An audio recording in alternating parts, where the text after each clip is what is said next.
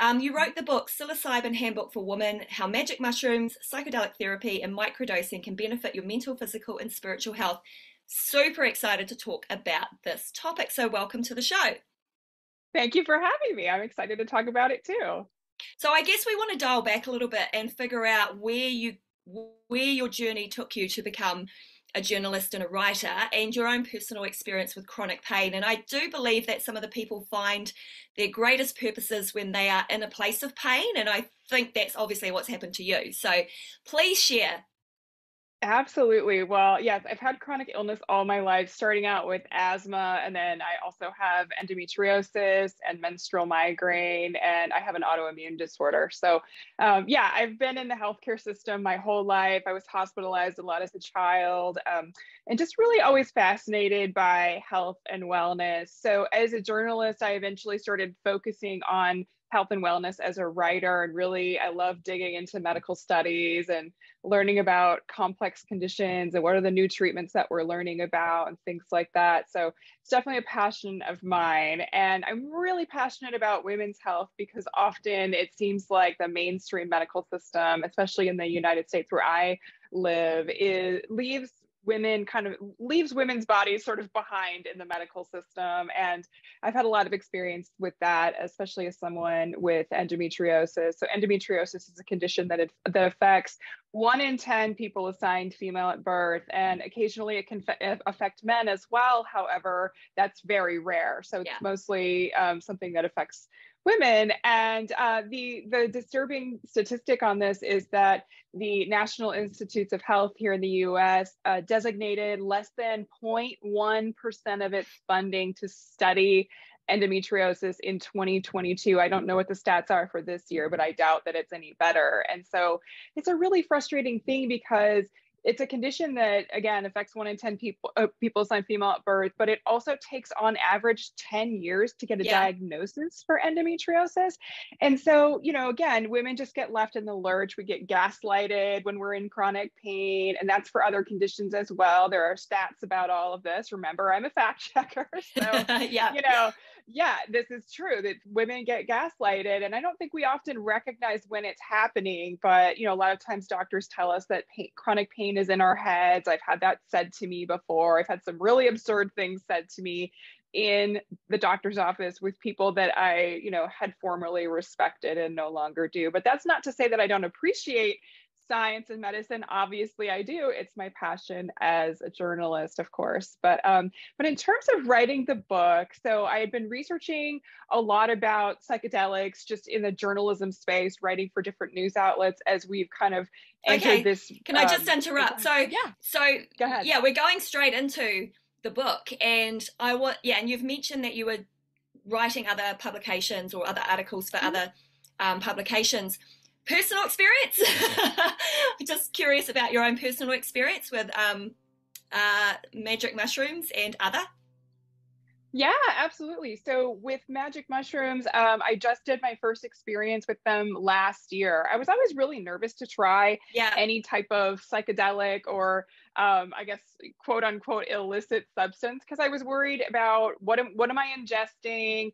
What are going to be the side effects? What's going to happen to me? Am I in a space to be able to handle whatever occurs? And so I never had experience with it before, but really wanted to investigate it, explore it for myself to be able to properly write about it. I feel like Yeah. that's such an important Okay, thing. that's really where I'm going is like, what did you actually Yeah. write the book first, or did you have an experience so that you could talk from experience as well? So this is interesting. Let's go.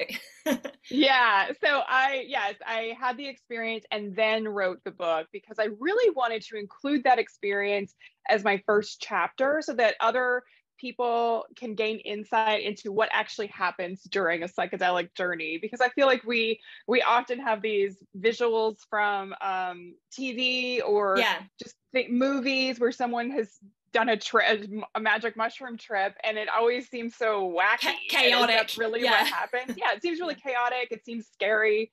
Like people often have a bad trip in fictional portrayals. And, that's not necessarily what's going to happen to you. So that was really important to me. But yeah, so in terms of writing this book that's really focused on women's health.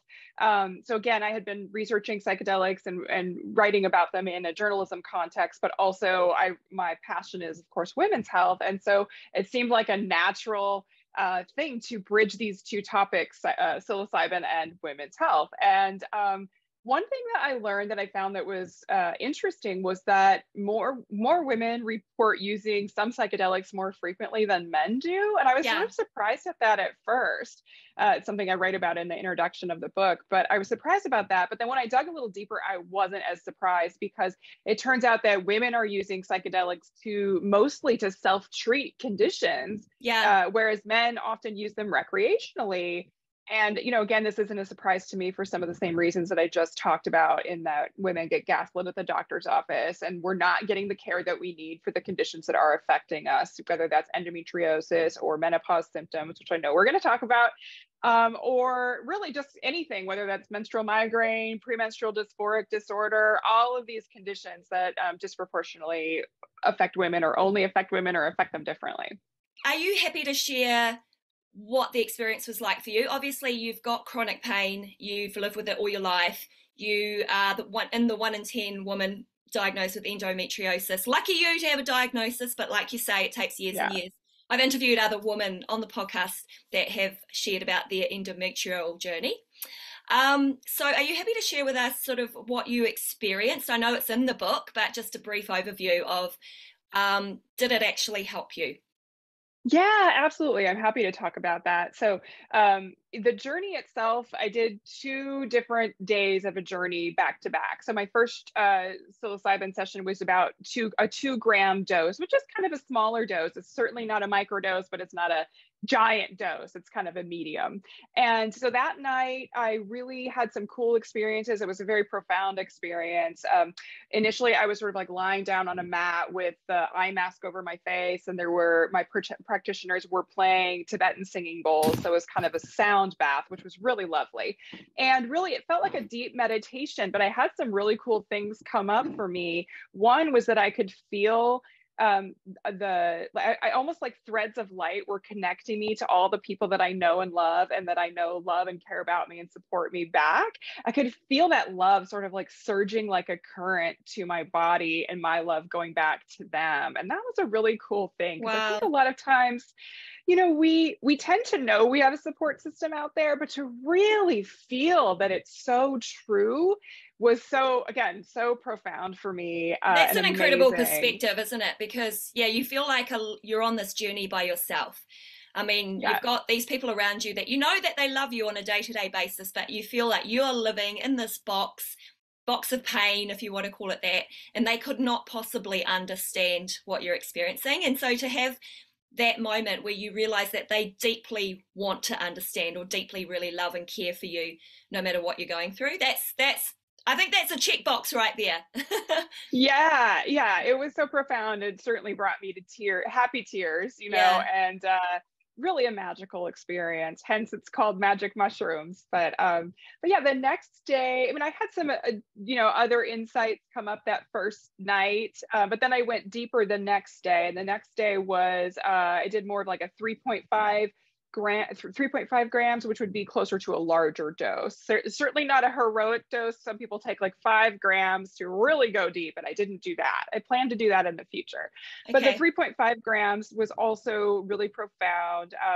I had several things come up. I've been dealing with some grief in my life. I had lost my beloved dog. He passed away about a year prior to my experience. And so I was really exploring that grief, and I found a lot of I guess, relief or peace from that with the grief. And then same thing in terms of I had lost a couple of friends. One had died of a heroin overdose, and another had just kind of collapsed randomly from natural causes. But it's very sudden deaths that I was not prepared for at all. Not that we're ever really prepared to lose people in our lives, but the psilocybin journey really helped me kind of work through some of those things in a very magical and peaceful way. Like I wasn't overwhelmed with grief. I was just exploring that grief and enjoying some really happy memories and things like that. And then I went a little bit deeper into something that felt a little bit more like a little scarier, I should say, and some Mm, anxiety came up, but it was because I really had to face something that gives me anxiety. And I think a lot of women are going through this right now, especially in middle age. And for context, I'm 44, so I'm sort yeah. of smack dab in middle age. Yeah, let's go, And Jennifer. yeah, right. Yeah. So Yeah. this was really, really interesting to me because I think so many people are going through this thing where eventually their parents will pass away, you know. And so my parents, my mom is 80, and my dad is just a little bit younger than her, so not too far behind. And so I know eventually in the near future I will lose them both, and that's really been hard for me to face. I feel like it's going to be this never-ending experience of grief and just kind of a black hole that I'm going to fall into. But the psilocybin really kind of forced me to look at that and assess, why do I feel that way? Why, I mean, yes, I love my parents, and losing them will be difficult, but why do I feel like I can't get through it? Mm. And essentially the psilocybin showed me that I can, and it's really hard to explain that. Again, I go into detail in the book, but it really showed me that I do have the tools to cope with difficult things. And part of it is that I have a really amazing support system that I can literally feel, Yeah. when I'm on psilocybin. And that's been lasting. That's been a feeling that's really lasted, is knowing that support system is there. But again, it's something that we don't talk about enough in normal society, everyday society. We don't talk about this idea of losing people because we kind of No. shy away from talking about death. But I had to go through this sort of anxious experience during the journey. I sat with it, and that was a little difficult. But on the other side of that was like this immense peace and euphoria in knowing that I am a strong person and that I can get through a really difficult thing. Yes, it will be difficult, but I will be able to get through it. So that was maybe one of the most profound parts of my journey for sure. Yeah, I think it's amazing. I've been thinking about, and I've listened to other podcast episodes around ayahuasca, Mhm. and the impact of that from a creator's perspective. And I kind of rate myself as quite a creative person. And so I'm really interested in how far can those sort of mind altering experiences, what can they bring you for the future? Like I'm quite interested in Mhm. that. Like, how far can you actually go with your creativity, knowing that our brain is literally like an iceberg where we're only using the top part, and there's so much underneath that we haven't tapped into. And these Yes.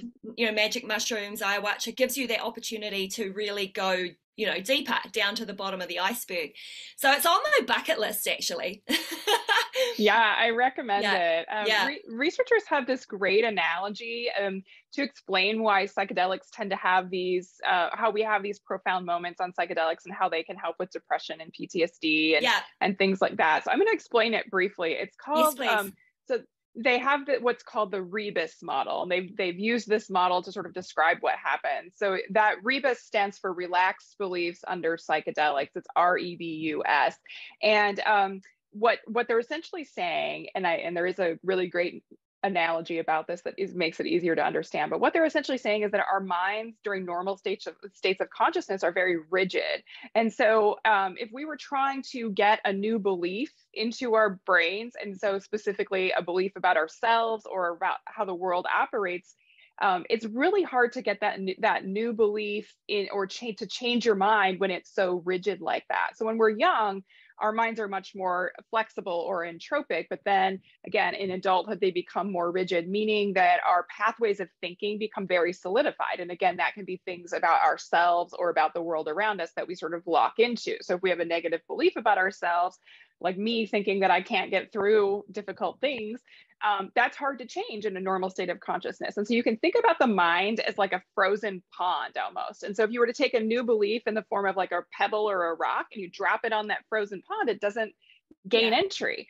But on psychedelics, our minds they go back to that really flexible or entropic state that we had when we were kids. And so if you now think of that pond, when you're on your brain is now a pond that's thawed. It's no longer frozen when you're on psychedelics. And if you take that rock and try to drop it into the pond now, it gains entry and creates a ripple effect, right? And so that's yeah. how psychedelics in a nutshell work to create some of these really profound effects. And I just love that. I love that too. And it really kind of makes me think, why is this such kind of a still kind of a taboo thing, or there's so much rigidity around it? And I know that there needs to be regulation and what have you, but it does make me feel that with the elevated levels of anxiety, depression, and definitely for women going through menopause, that there isn't easy access to this, where it's easy to access it, to go to a clinic for microdosing, that's a normal part of self-care. I do start to think, why is it not like this? Why is it not like this? I know. Yeah. Well, we went through this period in the 70s and 80s Yeah, where, and really the 90s too, where there was this war on drugs, and that was started by President Nixon in the US and then continued by the Reagan administration. And, all these psychedelic substances were made illegal. And even though they were gaining a lot of good traction in research back then, there was some erroneous information that got out there and got spread around, and then suddenly those drugs were Schedule One drugs in the yeah, U.S. And so they were made illegal, and that really halted a lot of the research and created a lot of this taboo aspect around these substances. But we're starting to break through those taboos, I think, a little bit as more research progresses, and as we're beginning to talk about psychedelics in open circles again and things like that. And I'm really excited about that. I do think we're moving in the right direction in terms of eventually countries, states, cities decriminalizing and legalizing, especially psilocybin, but also MDMA. And so I think we're moving in that direction. It's just kind of taking a long time, which is annoying. yeah.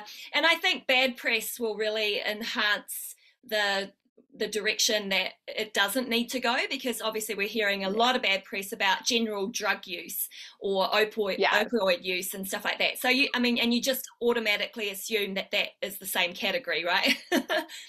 Right. People get, they lump all drugs together Yeah, sometimes, and that, shouldn't be the case. But, drugs are I'm really bad. drugs are Yeah, bad. Just say yeah, no, right? I mean, yeah, I yeah, grew up in that era. And yeah. so it's, and it was ingrained in me too. But I have done my research and I believe in the science. And so I hope that other people will start to lean into that as well. Yeah, thanks, Jennifer. I'm looking forward to reading Yeah, more of your book. I've actually just only read the first chapter because the book's sure. it's actually on the way, so that's exciting. I know that my daughter is going to particularly love this episode.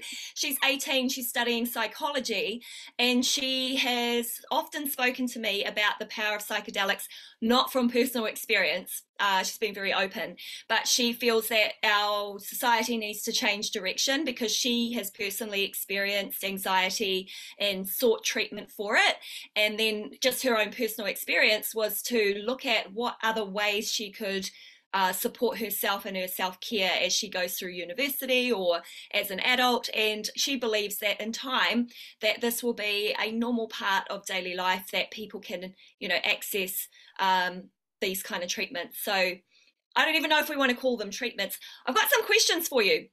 Yeah, Does go for it. does psilocybin affect women differently? Like, under what circumstances would you be a great candidate, and what circumstances would you probably, avoid it? Yeah, so to answer that question about safety, certainly clinical trials are ongoing right now, and researchers have created a framework of like who is excluded from participating in a clinical trial. And so that was the safety information that I provided in the book in terms of like what conditions exclude someone. And so those are things like extreme mental health conditions, or personality disorders, or like bipolar, or borderline personality disorder would be a personality disorder. So some of those can exclude you from participating in a clinical trial. And so for that reason, if you have any of those conditions, I definitely would want you to consider talking to a psychedelic assisted therapist or someone in the medical field before you, take it upon yourself to go do a journey. And same thing, there are certain medications that people should, potentially either abstain from psychedelics with, or they could potentially taper off their medications with the help of a professional, because I don't want to recommend that anyone quit a medication without consulting their doctor first. But some of those are things like if you're taking an SSRI, often you Yeah. taper off of that. But we may find that that's not necessary. In fact, research is indicating that if you're just on one SSRI, which is a selective serotonin reuptake inhibitor, that doesn't necessarily have any interaction with psilocybin specifically. So we may move away from this idea of needing to taper, but right now I can't make a recommendation because I'm not a health professional, I'm just a journalist. But yeah, so that, that answers some of the safety questions. I would certainly, read the safety chapter in the book to, learn more in depth about that. But in terms of does psilocybin affect women differently, it's possible. So we don't know the exact answer yet, but there's some indication that our hormones might impact a journey, but also that the journey might impact our hormones. And Right. so, yeah, and it's really interesting. So, and the reason for that is, our cycles occur on what's called the hypothalamic pituitary gonadal axis, so the HPG axis. And so what I mean by that is it's a feedback loop. When estrogen raises, it tells another hormone to do this thing, and so forth throughout the trajectory of the menstrual cycle. And then it starts all over again, right? And so that's the menstrual cycle. But then when we use psilocybin, that that activates and binds to our serotonin receptors, and that is along what's called the hypothalamic pituitary adrenal axis. So we've got the Yeah. HPG axis with the gonads, the ovaries for women, Hmm.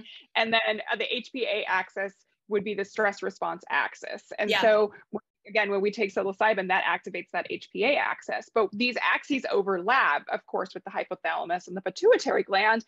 And so we already know that our stress response can impact our cycle, and our cycle can impact our stress response. So it's not a stretch to think that psilocybin likely impacts our menstrual cycles in some way, and vice versa. But what researchers have learned so far, just from doing some case studies with women, is that likely psilocybin can make one's cycle come a little early.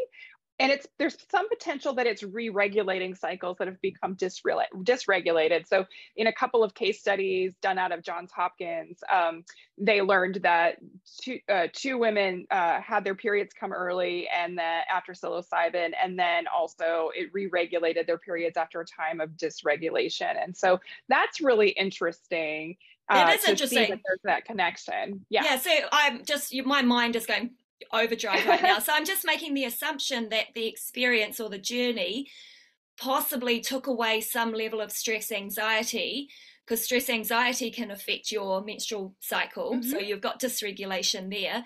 And maybe that was a reason. Who knows, right? But it Yeah, is, I don't know. yeah. And then Right. there's Well, only two people. yeah, it's only Yeah, two. I'm yeah, hearing other anecdotal reports from women. They'll DM me on Instagram, which I'm totally fine with, and tell me like that their cycles came early or something like that. So I'm getting yeah, reports of that as well.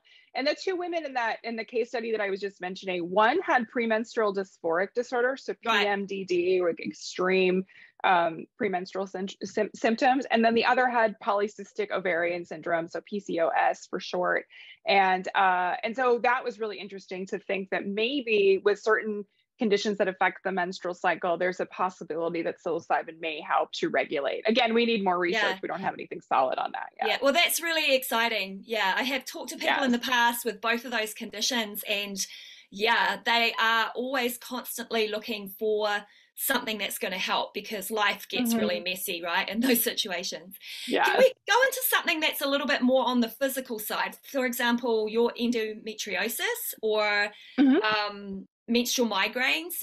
So yeah, other than the mental wellness aspect, Sure. physically, how did this affect you? Yeah. So what was interesting is, again, I get these menstrual migraines, and I noticed that I had kind of a straight several months there after my journey where I didn't get the menstrual migraine. So that was really exciting to me. They did come back after several months, but I'd never had a period of just like not having any before. So I don't know. I mean, I have nothing else to attribute to that change in my life to other than the psilocybin. So I'm excited about that. As far as endometriosis, I did have a hysterectomy in 2016. And so ever since then, I've had a lot of relief from some of my endometriosis symptoms. I still have symptoms. but I do feel like there was an improvement after my psilocybin journey. But again, I have no, I can't say that that's for sure the case. It could be the placebo effect happening, that suddenly I just felt like I had less pain or whatever. So I don't know. But one thing that that cropped up in my research was, so the researchers were not specifically studying psilocybin for endometriosis, but they did look to see whether psilocybin has anti-inflammatory effects. And this was really Sure. interesting. So endometriosis is, of course, an inflammatory condition. A lot of people think it's a menstrual cycle condition, but it's, it doesn't have to be related to the menstrual cycle at all.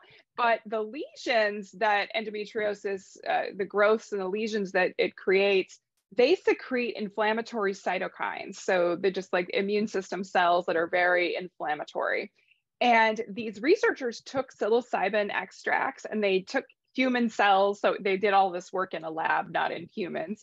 And they put these 4 psilocybin extracts on inflammatory, or just on human cells, I should say. And it actually downregulated the expression of these pro-inflammatory cytokines, which I found really interesting because, again, endometriosis lesions secrete inflammatory cytokines. So if we have something that can suppress that inflammation, there's possibilities there that it would also help with endometriosis and in suppressing some of the pain signals that go along with those inflammatory markers as well. So again, they were not studying specifically on endometrial growth, but they just used human cells and found that these extracts downregulated those inflammatory cytokines. I see potential there. Oh, Certainly I'm hearing hope someone potential studies too. it. Yeah. I hope someone studies it.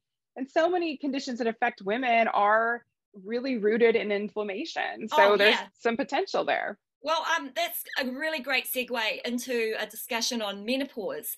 So we Mm-hmm. know that the dysregulation of hormones that occur during menopause, a natural life stage, is high Yep. inflammation in the body. Increasing gut problems, joint pain, muscle pain, fatigue, and it's all related to inflammation, right? So as we lose our estrogen, our body becomes more inflamed. So you've mentioned how you can use the magic mushrooms Magic extract mushrooms. Yes. to help with some physical with the cells that increase endometriosis inflammation. Mm-hmm. So what do you know about the potential to help women who are experiencing tough menopause symptoms in the day-to-day in their Mm-hmm. daily lives? Yeah. Yeah, that's such a great question. As someone who eventually will go through menopause, I don't know actually where I'm at because without the menstrual cycle I have a menstrual cycle because I still Yeah. have one ovary, but it's like Right. I call it my secret menstrual cycle because I don't have a period. I Yeah. just don't know when will it stop? I don't Yeah. know. Do But you do you track any other symptoms, like just out of curiosity? Are you aware of any other symptoms, for example, sleep, skin, headaches, yeah, those kind of things? Can you sort of see a right. bit of a Yeah. pattern? Yeah. I'm seeing a pattern that I'm probably moving towards menopause because I get hot flashes, I think. Oh, there you I'm pretty sure go. that's what I'm experiencing. Yeah. And I mean, they're not terrible, but I do get them a little bit. And so I think I'm on that trajectory and I'm Yeah. probably going to have my anti-malarian hormone tested. So if anyone wants to know where they are on the trajectory, you can get your anti-malarian hormone tested. You can ask your doctor or you can order a test online and you just send in a sample of blood and then they test it for you. And that will tell you a little bit about what's left in your ovaries in terms of ovarian reserve, like egg reserve, and tell you kind of where you are on the trajectory. So I plan to do that. But to Yeah. answer your question about menopause and psilocybin, so I did some deep digging, and I would like to talk about 3 different symptoms related to menopause. So specifically, definitely depression. We'll talk about that, but also sexual dysfunction. I want to talk Yes. about that, Yeah. and then I want to talk about trauma and how that affects menopause. So when people are in menopause, so I'm going to start with the sexual dysfunction topic. So this will surprise you, or maybe it won't. But it probably won't surprise you. In 1998, that's when men got a drug for male sexual dysfunction, which of course we all know is Viagra. It's like a Yeah. household Woo-hoo. name. Everyone Of knows course what Viagra is, right? They got that way before Yeah. we were not part of the picture, Yeah. right? We were not part of that picture. So women Yeah. were largely excluded from early stage clinical trials until the 1990s. And so what ramifications has that had? So again, men got their sexual dysfunction drug in 1998. At that point in time, the medical establishment didn't even have a complete picture of the internal structures of the clitoris. And until that happened in 2005. And so like, yay, the medical So community didn't true. even know. Yeah. And let alone anyone you were even sleeping with, they didn't know. Yeah. So, It's so true. female pleasure has really taken a back seat. So, again, a female urologist studied that and learned about the internal structures of the clitoris. And then it wasn't until 2015 that women got a drug for female sexual dysfunction. And I bet nobody really knows the name of it. You'd have to look it up. I think it's called like I don't know the name AbbVie of or it. AbbVie, I think it is. But so that's 17 years after men got a drug. So just to talk about that, how that creates stigma for women, because women feel like their pleasure doesn't matter, but it really does. It matters. It's so important. It's important for health. Like the World Health Organization talks about how sexual function is so important for overall health. So sexual dysfunction is a very common symptom in menopause. So it's 40% of people of reproductive age will have sexual dysfunction in terms of the female body. And then when women reach menopause, that figure goes up to 85%. 85% of women in the menopause, transition are experiencing sexual dysfunction. And that's awful. Like, and they're not even talking about it. They're not even Nobody's talking about it. Yeah. Yeah. So I wanted to find out, does psilocybin help with sex life? And so one of the things that I learned was that female sexual dysfunction obviously can take many forms, but two things are protective of it. I mean, obviously it doesn't guarantee that you're not going to have female sexual dysfunction, but these two things can help. And that is, intimate partner communication, and then also improved body image. So intimate partner communication could be something that psilocybin helps facilitate, because we definitely, when you're on psilocybin, even if you're not with your partner, you're probably going to feel more connected to the people in your life, including your partner. So that happened for me. I was off doing my own journey, and my husband was at home, and I felt very connected to him, especially after when I got back home. But, psilocybin is a unifier. It makes you feel connected to people, and in a term called oceanic boundlessness, which is kind of a cool thing. It just means that you're focused less on yourself and you're focused more on these connections that you have in the world. And so I experienced that with those threads of light that I was talking about. Threads of light and love. But then the other thing is psilocybin is being studied for things like eating disorders. So there are certain aspects of an eating disorder that sort of distort body image, and psilocybin is showing promise to help with that distortion, to help fix or adjust that distortion. So, even if you don't have an eating disorder and you have some negative feelings about yourself or a negative body image, that it's possible that psilocybin can really help with that. So again, those two things are protective against sexual dysfunction, meaning if you have a better body image and you have intimate partner communication, that can really help. So I did talk to an expert, and she recommended that if a woman wants to explore with psilocybin, to do a journey solo and do a little self-exploration of your own body, see how everything feels, see what's pleasurable to you. So I thought that was a really good concept. And then now I'll talk about the depression aspect of menopause, and also trauma in relation to that as well. So with depression, obviously that's a huge symptom of menopause, or it can be. It's not that everyone's going to have that, but it's certainly a huge thing. Yeah, it's more prevalent than people realize. So yeah, it really is. And it's super prevalent in people who've never even had depression before, or haven't had like long bouts of depression. And so it's something that can definitely crop up. And the first thing your doctor is going to throw at you is a selective serotonin reuptake inhibitor, an SSRI. I have nothing against SSRIs. They work really well for a lot of people, and they're necessary medications. However, you may want to try something different first, and psilocybin might be a viable option. So SSRIs, we need to consider, they blunt our mood. That's how they work for depression. But not only are they blunting your lows, they're also blunting your highs. And so and we all love to have enjoyment in our lives. So when that's blunted, what effect does that have on us? Again, SSRIs are not a bad thing.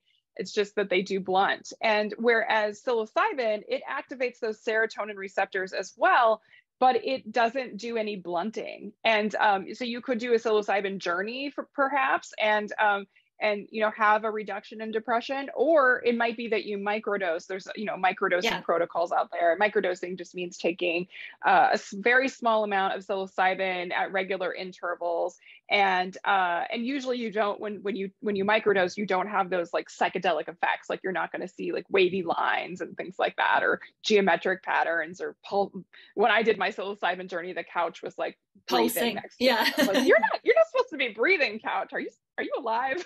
So Wow. anyway, you wouldn't have that while microdosing. But so that was really interesting regarding depression. And then the other thing I wanted to talk about was trauma. So this is a weird thing. If you've had adverse childhood experiences, which are called ACEs for short, that can affect your menopause symptoms. It Yes. turns out that people who've had people who've had 4 or more ACEs are more likely to have difficulty in menopause with the symptoms. Correct. And so ACEs, just to give everyone kind of a little bit of background, are any adverse childhood experience. So it could be surviving a tornado, it could be your parents got divorced, it could be abuse in the family, or illness as a child, like I had. So that's one of my ACEs. And that's just really interesting that ACEs can somehow affect menopause. And I wondered about the mechanisms there, and I just happened to have done some research on menopause and metabolic health, so your blood sugar regulation and all of that stuff. And it turns out that ACEs can also worsen your metabolic health, and then metabolic health can also worsen your menopause experience. So Correct. I'm guessing again, I have no solid studies connecting all 3 of those things, but there are solid studies connecting ACEs with problems in menopause, and so I'm thinking that a possible mechanism is the worsening metabolic health.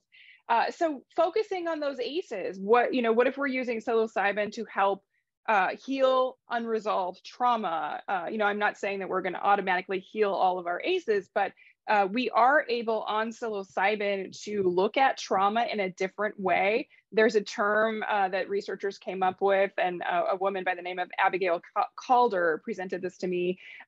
She and a colleague had done some research on this, but there's something called the helioscope effect. So a helioscope is a mechanism for like looking at the sun, because we can't stare directly at the sun, right? So think of the sun, even though this sounds weird, think of the sun as your trauma. In normal states of consciousness, it's really hard to look directly at your trauma. It's scary, it's triggering. But on psychedelics, it's like you're looking through this helioscope, and you can view trauma at a safe distance without getting burned by that trauma, is the way she described it. And I loved that analogy as well, because it's true. When you're on psychedelics, you're able to look at trauma without being triggered. You can reevaluate it. You can understand it a little bit more. And then you continue that understanding, and the insights that you gained, you continue that outside of your journey later on, Yeah. So I do see a lot of potential for psilocybin to help people in menopause with various symptoms, especially the depression or trauma or sexual dysfunction. Yeah, this is so fascinating, this discussion. I feel like I could talk on and on to you about this, because I am really quite deeply invested in this conversation. But I have one last question for you. Sure. So I'm here in New Zealand. We're not really hearing a lot about the opportunity to use psychedelics to help women in midlife and menopause. What's the current status of access and prescription in the US? Because I do know that there are certain states that have these clinics that you can go to, and you can get your treatment plan, your microdosing plan. So how do people actually access this? Yeah, so again, as you were just describing, it's sort of a patchwork of laws out there, and so it can get really confusing. So I don't know the laws in New Zealand off the top of my head, but in the United States, so it's psilocybin and MDMA are still not FDA approved treatments yet by the Food and Drug Administration, and they're also again Schedule 1 substances, meaning that they're illegal federally. However, we've got certain states that have legalized or decriminalized psilocybin or MD. I guess I'm not sure what the status of MDMA is, so I'll just focus on psilocybin. But there are some states that have decriminalized and legalized the use of psilocybin, especially in specific contexts, and so that might be psychedelic assisted therapy. So access is still really difficult in many ways in terms of doing it with a licensed practitioner, but that will be growing over the next few years for sure, where people will have more access. So again, you mentioned Oregon as a state, and Colorado is a state where, you know, the access is gaining a lot more traction. And then again, there are cities that have just decriminalized the use, and so you can access your own you can get a personal supply of psilocybin, and it's not, you know, the cops aren't going to come knock down your door, you know. So yeah, access is something that we really need to work on. I hired a guide, like a very skilled psilocybin guide. He's an indigenous person, and so he had Yeah, a lot of background in that, which I think is also really important for us to consider when we're talking about yeah. psychedelic substances, especially psilocybin, because it's rooted in indigenous cultures. Hmm. That's where the use first came about, and then, you know, eventually it became into mainstream Western science, which is a whole story that I won't get into.